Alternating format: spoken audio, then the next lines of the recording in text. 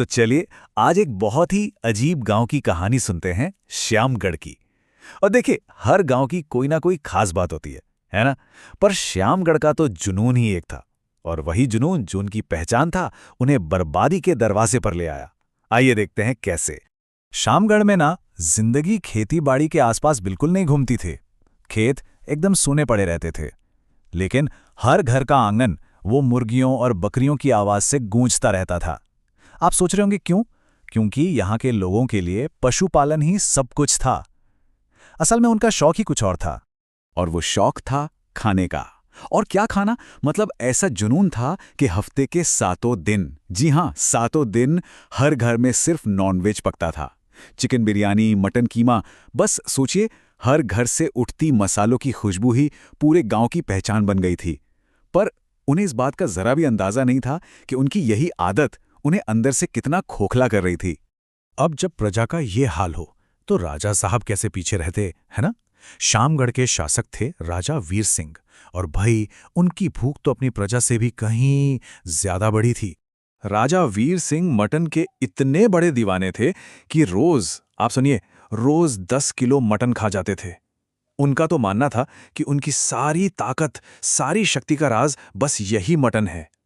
वो तो अक्सर कहते थे, अरे मटन जैसा स्वाद और कहाँ मिलेगा। मतलब उसके बिना तो उनका एक दिन भी नहीं कटका था। तो पूरा का पूरा गांव अपने इसी शौक में डूबा हुआ था, इस बात से एकदम बेखबर कि यही जुनून बहुत जल्द एक बड़े संकट में बदलने वाला है। और फिर एक सुबह आई और श्यामगढ़ में हड़कंप मच गया। जैसे ही गांव वालों की नींद खुली ना, हर तरफ बस चीख पुकार और दहशत थी। हर आंगन खाली, एकदम खाली। रात ही रात में गांव की एक एक मुर्गी, एक एक बकरी, सब के सब पता नहीं कैसे गायब हो गए थे, जैसे हवा में घुल गए हों। तो सवाल ये था कि आखिर रातों रात हुआ क्या था। राजा को पहले तो लगा कि शायद किसी जंगली जानवर का काम होगा, लेकिन जब महल से दी गई बकरियां और मुर्गियां भी अगली सुबह गायब हो गई, तब राजा को समझ आया कि भाई मामला बहुत ज्यादा गंभीर है। परेशान होकर उन्होंने गांव वालों को आदेश दिया, अब नॉनवेज भूलो और खेतीबाड़ी शुरू करो। गांव वाले तो एकदम मायूस हो गए थे, राजा खुद परेशान। और ठीक ठीक इसी वक्त, जब पूरे गांव में मांस का एक टुकड़ा तक नहीं बचा था, एक अजनबी की एंट्री होती है। एक रहस्यमयी आदमी, नाम था मोहन, बैलगाड़ी में बड़े बड़े पतीले लादे हुए, जिनसे ऐसी लजीज खुशबू आ रही थी कि पूछो मत। मोहन ने जोर से आवाज लगाई, आओ पेट भर के चिकन मटन खाओ, आज सब मुफ्त है। अरे ये सुनना था कि भूखा गांव उस पर टूट पड़ा। और खाना इतना जायकेदार था कि लोग अपनी सारी परेशानी भूल गए। लेकिन जहां सब लोग खुश थे, वहीं राजू नाम का एक लड़का दूर खड़ा ये सब देख रहा था और सोच रहा था। उसे ना इस सब में कुछ बहुत गड़बड़ लग रही थी। पहले सारे जानवर गायब, और अब ये मुफ्त का इतना लजीज खाना। नहीं, ये कोई इत्तेफाक तो नहीं हो सकता। और पता है, राजू का शक बिल्कुल सही था। मोहन की इस दरियादिली के पीछे एक बहुत बड़ी और खतरनाक साजिश छिपी हुई थी। जब राजू ने उसका पीछा किया ना, तो उसने जंगल में एक खुफिया मुलाकात देखी, और बस उस एक मुलाकात ने सारी कहानी की परतें खोलकर रख दी। ये सब पड़ोसी राजा की एक सोची समझी चाल थी। देखिए कैसे। सबसे पहला कदम, एक काले जादूगर की मदद से श्यामगढ़ के सारे जानवर गायब करवा दो। दूसरा कदम, मोहन को भेजो ताकि गांव वाले उसके मुफ्त के मांस पर पूरी तरह निर्भर हो जाएं। तीसरा, जब राजा वीर सिंह और उनका राज्य खाने के लिए तरसने लगें तो वो कमजोर पड़ जाएंगे।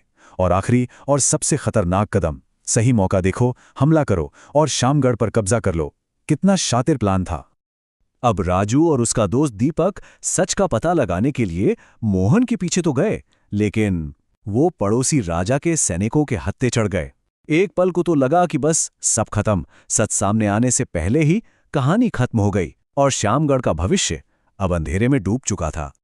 लेकिन उधर महल में भी कुछ पक रहा था। राजा वीर सिंह को भी मोहन पर शक हो गया था। असल में राजा ने एक ऐसा जायकेदार मटन खाया था जैसा उन्होंने पहले कभी नहीं चखा था। उन्होंने तुरंत उसे बनाने वाले यानी मोहन को महल में बुलवाया। पर यह कोई दावत नहीं थी, नहीं, ये तो एक चालाक चाल की शुरुआत थी जिसे राजा खुद बुन रहे थे। राजा ने मोहन से पूछा, ये इतना लाजवाब मटन लाते कहां से हो? अब मोहन घबरा गया। उसने कहा, पड़ोसी गांव से। राजा ने बड़ी चालाकी से जवाब दिया, अच्छा, मतलब हमारे दुश्मन राजा के गांव से, तो फिर हमें तुम्हारे हाथ का मटन नहीं खाना। ये सुनते ही मोहन के तो जैसे पैरों तले जमीन ही खिसक गई। मोहन डर के मारे सीधा दुश्मन राजा के पास भागा, लेकिन उसे ये नहीं पता था कि श्यामगढ़ में अब असली खेल शुरू हो चुका था। राजा के मंत्री ने राजू और दीपक को छुड़ाकर मोहन को गांव के बाहर ही घेर लिया और उसे डबल एजेंट बनने पर मजबूर कर दिया। उसे साफ साफ कहा गया, देखो, अगर अपनी जान प्यारी है तो अब तुम वही करोगे जो हम कहेंगे। और फिर वो रात आई जब दुश्मन अपने ही जाल में फंसने वाला था। शाम को मोहन ने उसे झूठी खबर दी कि उसने राजा वीर सिंह के खाने में जहर मिला दिया है। ये सुनकर दुश्मन राजा अपनी जीत पक्की समझकर आधी रात को अपने सैनिकों के साथ महल में घुस आया। उसे लगा कि वीर सिंह अब कमजोर पड़ चुके हैं, पर तभी अंधेरे से वीर सिंह के सैनिक निकले और जाल बिछ गया। खेल खत्म। तो साजिश पूरी तरह से नाकाम हो चुकी थी। दुश्मन राजा और उसके सारे सैनिक पकड़े गए। लेकिन इस एक घटना के बाद श्यामगढ़ के लिए एक ऐसी नई शुरुआत हुई जिसके बारे में किसी ने कभी सोचा भी नहीं था। जब पकड़े गए राजा से पूछा गया कि भाई, तुमने एक ही रात में सारे जानवर गायब कैसे कर दिए, तो उसका जवाब था काला जादू। उसने एक जादूगर से श्यामगढ़ पर ऐसा जादू करवाया था कि वहां कोई भी जानवर जिंदा ही न बच सके। तो लीजिए, गांव की पहली और सबसे बड़ी पहेली अब जाकर सुलझ गई थी। तो दोनों राजाओं में फर्क अब साफ था, है ना? एक ने धोखे और काले जादू का सहारा लिया और हार गया, और दूसरी तरफ थे राजा वीर सिंह, जिन्होंने चालाकी और रणनीति से काम लिया। और वो न सिर्फ जीते, बल्कि उन्होंने अपने राज्य की सबसे बड़ी कमजोरी को ही अपनी सबसे बड़ी ताकत बना डाला। और आखिर में श्यामगढ़ की नई जिंदगी कुछ ऐसी थी। दुश्मन राजा तो हार ही चुका था। मोहन, उसे राजा और पूरे गांव का शाही रसोइया बना दिया गया। और सबसे मजे की बात तो ये थी कि अब सारा का सारा चिकन और मटन उसी दुश्मन राजा के राज्य से आता था। तो श्यामगढ़ एक बार फिर खुशहाल और अच्छी तरह से खाने पीने वाला गांव बन गया। श्यामगढ़ की ये कहानी अपने पीछे एक बड़ा सवाल छोड़ जाती है। आखिर वो कौन सी लाइन होती है जब हमारा कोई छोटा सा शौक या आदत एक खतरनाक कमजोरी बन जाती है, एक ऐसी कमजोरी जिसका कोई भी फायदा उठा सकता है? इस पर सोचिएगा जरूर।